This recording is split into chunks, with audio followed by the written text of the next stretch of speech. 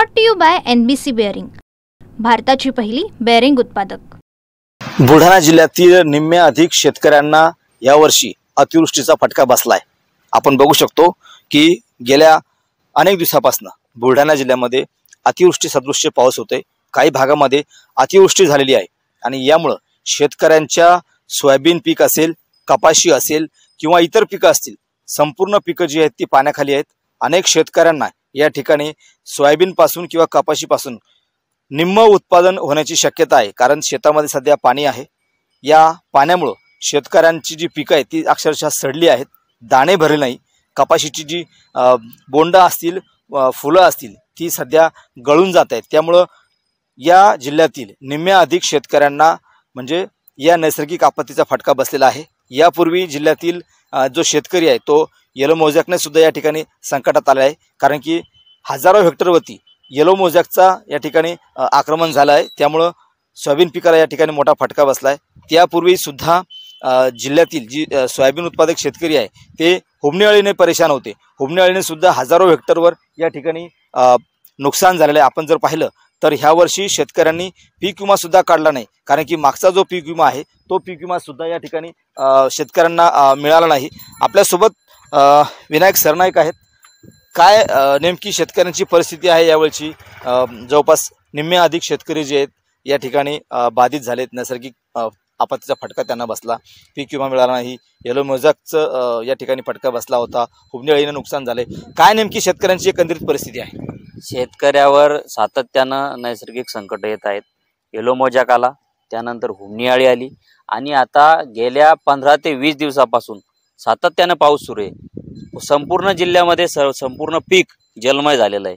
असं असताना आमच्या शेतामध्ये पंचनामे झाले, नेते शेतामध्ये येऊन गेले, सर्वांना माहिती आहे शेतकऱ्यांचं पीक हे पाण्यामध्ये आहे, परंतु अद्यापपर्यंत शेतकऱ्यांना जी नुकसान भरपाई भेटायला पाहिजे ती भेटलेली नाही। खऱ्या अर्थानं जिल्ह्यामध्ये ओला दुष्काळ जाहीर होणं गरजेचं होतं। ही जी परिस्थिती आहे सर्व दूर आहे। पंजाबमध्ये जर आपण आज बघितलं तर पंजाबमध्ये जे नुकसान झालं होतं तर एकरी 20,000 रुपये त्या सरकारनं तिथं शेतकऱ्यांना जाहीर केलेले आहेत आणि आपल्या इकडं जी रक्कम शेतकऱ्यांना मिळणार आहे ती अतिशय तुटपुंजी असणार आहे। त्यामुळं जिल्ह्यात ओला दुष्काळ जाहीर करणं आवश्यक आहे। आता काही शेतकऱ्यांनी पीक विमा काढला, अनेक शेतकऱ्यांनी काढला नाही। मात्र त्या पीक विम्यामधले जे महत्त्वाचे ट्रिगर आहेत ते ट्रिगर शासनानं काढले। ते ट्रिगर काढल्यामुळे शेतकऱ्यांना कसलाही पीक विमा मिळणार नाही। त्यामुळं आमची प्रामुख्याने मागणी आहे की जिल्ह्यामध्ये ओला दुष्काळ जाहीर करण्यात यावा। पंजाबच्या धर्तीवर एकरी म्हणतो मी, हेक्टरी नाही, एकरी 20,000 रुपये शेतकऱ्यांना नुकसान भरपाई शासनानं दिली पाहिजे, ही आमची प्रामुख्यानं मागणी आहे। आणि मला परत एक सांगायचं आहे, अनेक नेते आमच्या बांधावर आले। आपल्या इथले केंद्रीय मंत्री जे आहेत प्रतापराव जाधव साहेब, हे सुद्धा पंजाबमध्ये पाणी करायला गेले होते। त्यांनी सुद्धा तिथली परिस्थिती बघितली, ही सुद्धा महाराष्ट्रातली परिस्थिती बघितली। आणि असं असताना जर शिंदे सरकारच्या काळातला जर GR रद्द होऊन 8,500 रुपये हेक्टरीचा GR निघत असेल आणि जी तीन हेक्टरी 3ची मर्यादा होती ती जर 2 वर येत असेल तर खऱ्या अर्थानं या संपूर्ण जिल्ह्यातील नेत्यांनी, आमदारांनी, खासदारांनी या शेतकऱ्यांना भरीव कशी नुकसान भरपाई भेटल त्याकडे लक्ष देणं गरजेचं आहे। माझी प्रामुख्यानं एकच मागणी आहे, जिल्ह्यामध्ये सर्वदूर पाणीच पाणी शेतामध्ये आजही तुंबलेलं आहे। शेतकऱ्यांचं उत्पन्न घटलेलं आहे, सोयाबीन शेतकऱ्यांच्या हाती येणार नाही, त्यामुळे ओला दुष्काळ जाहीर केला पाहिजे, ही आमची प्रामुख्याने मागणी आहे।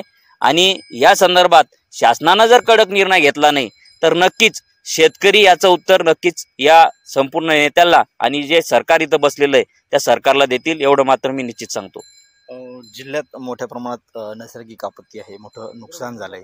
आपण जर पाहिलं तर जे आमदार खासदार आहेत ते शेतकऱ्याच्या बांधावर सुद्धा या ठिकाणी दिलासा देण्यासाठी येत नाही। जिल्ह्यामध्ये 2 पालकमंत्री आहेत, एक 50 किलोमीटर राहतात, एक जवळपास 700 किलोमीटर वरती राहतात। काय नेमकी तुमची अपेक्षा आहे शेतकऱ्यांसाठी? आमची अपेक्षा यांच्याकडून ही होती, हे बांधावर तर आलेच नाहीत, परंतु बांधावर आले नसताना सुद्धा ही परिस्थिती सर्वांना माहिती आहे की शेतकऱ्यांच्या शेतात संपूर्ण शेतात पाणी तुंबलेलं आहे।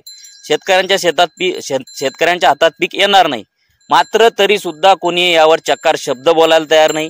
नुसतं सांगितलं जातं की बा शासन देणार आहे, मात्र पंचनामे झाले, याचे प्रस्ताव शासनाकडे गेले, परंतु जी शासनाचा नवीन जो GR निघाला 8,500 हेक्टरी तो आम्हाला मान्य नाहीये। शेतकऱ्यांना 8,500 मध्ये काही होणार नाही।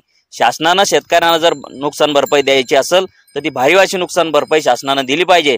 आणि पंजाब सरकारनं जो निर्णय घेतला एकरी 20,000 रुपये, ते एकरी 20,000 रुपये या सरकारनं सुद्धा दिले पाहिजे, ही आमची मागणी आहे। नक्कीच।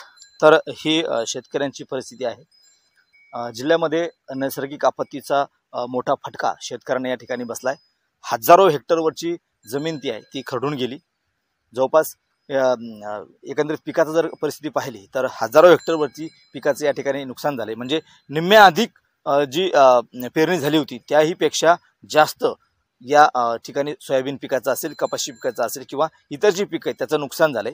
त्यामुळं तात्काळ या जिल्ह्यातील शेतकऱ्यांना एकरी 20,000 रुपये मदत मिळाली पाहिजे। आणि जिल्ह्यामध्ये महत्त्वाचं म्हणजे ओला दुष्काळ जाहीर झाला पाहिजे, जेणेकरून शेतकऱ्यांना या ठिकाणी शासनाकडनं मोठा दिलासा मिळेल अशी अपेक्षा या शेतकऱ्याकडून या ठिकाणी व्यक्त होते। कॅमेरामन निलेश देशमुखसह Ganesh Solanki, TV9 Marathi, Buldhana. Brought to you by NBC bearing, भारताची पहिली बेअरिंग उत्पादक।